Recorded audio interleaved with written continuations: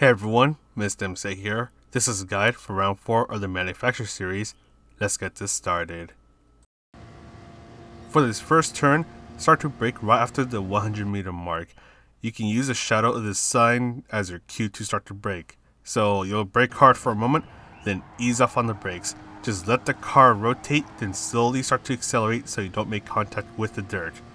Then ease off the throttle for this turn, and all you have to do is just control your throttle input to stay close to the inside. Once you're pointing towards this tower, you can start to fully accelerate. Bring yourself to the right and use the 50 meter mark as your braking point. You want to go for a light apex here, so don't start turning in right away. Slowly start to accelerate, then eventually let off on the throttle. Use a little bit of braking if needed. Just focus on getting the car to rotate as quickly as possible. Then when the curb on the right is about to end, that is when you'll brake, then ease off on the brakes. Once again, just focus on letting the car rotate. Slowly start to accelerate so you don't end up making contact with the dirt.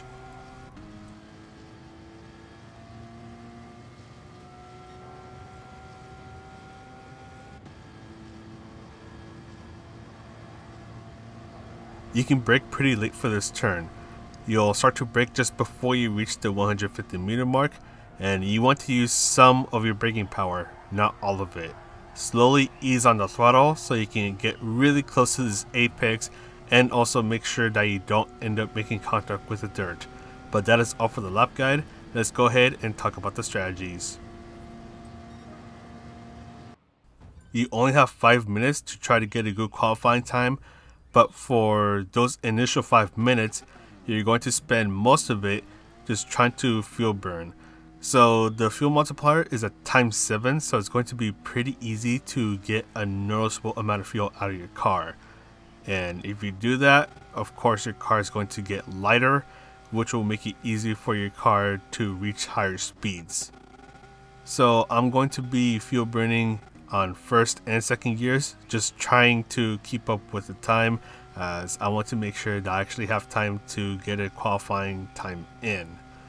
I'm going to go ahead and go into the pit stop so I can get a new set of racing soft tires, and for this outlap I'm going to do some more fuel burning. I have 2 minutes and 19 seconds left, so there's still a bit of time to try to get that fuel out of my car.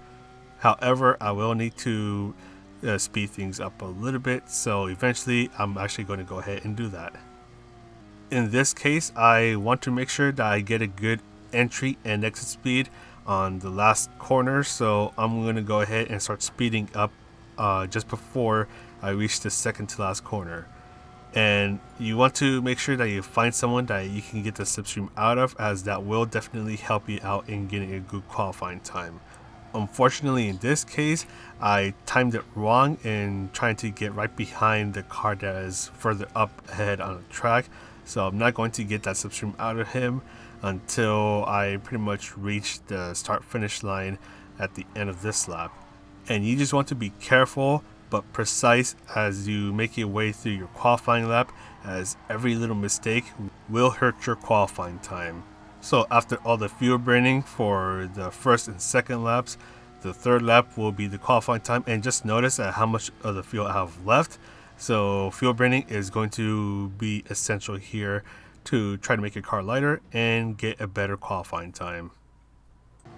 As for the race strategy, because you have to refuel and also need to use racing medium tires at some point in the race, a one stop will be required. However, because the pit stop times are pretty short, a 2-stop is possible. So I just want to quickly show the whole duration of the pit stop process. Changing tires takes just under 6 seconds, and the total pit stop time was just over 10 seconds. And once again, that is just for changing tires. Now when it comes to refueling, that's going to be a little bit of a different story, as that's obviously going to take longer, and it's also going to depend on how much fuel you have left. So we'll take a look at that now, where we go to the pit stop and change tires and refuel. I would also like to note that in this race I was starting to test out the strategies, so I was actually pitting too early because I'm not making the most out of the Racing Soft tires. But going back to the pit stop strategy, it takes 5.7 seconds to change the tires, and we're going to wait until the fuel bar reaches the diamond or just a little bit past it so we can push the car a little bit more.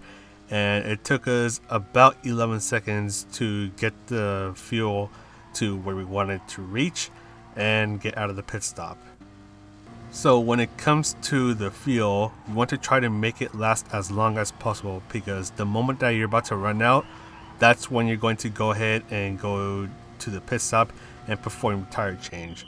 So assuming you're doing a one stop, you want to try to make the fuel last as long as 11 or even 12 laps. So you will need to do some short shifting throughout the race, and at least for the Porsche Cayman, I was shifting when the bar on the bottom of the screen was around 75% full. And if you are constantly behind someone, the fuel saving will be a little bit easier to do. So you pit at the end of lap 11 or lap 12, then change on over to the Racing Medium tires. If you're starting in the middle or in the back of the pack, then you can just switch the order. So you'll start on Racing Medium tires and then eventually switch on over to Racing Soft tires.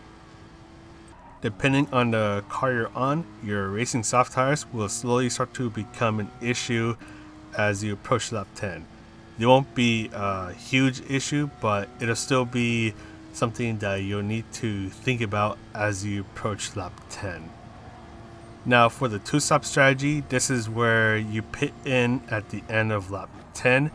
That way you still have a bit of fuel remaining, so when you change your tires, you won't be spending too much time trying to refuel.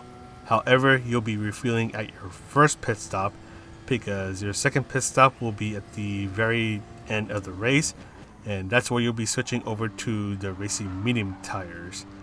You'll only be doing 1 or even 2 laps on the Racing Medium tires depending on when you pit, but the issue is that you risk coming out into traffic. Now if you were to ask me which strategy is the best, that's an answer that I can't answer for everyone, because I've heard some people say that the one stop is better for them. I've heard some people say that the two stop is better for them. So this is something that you want to try out and see which strategy works better for you.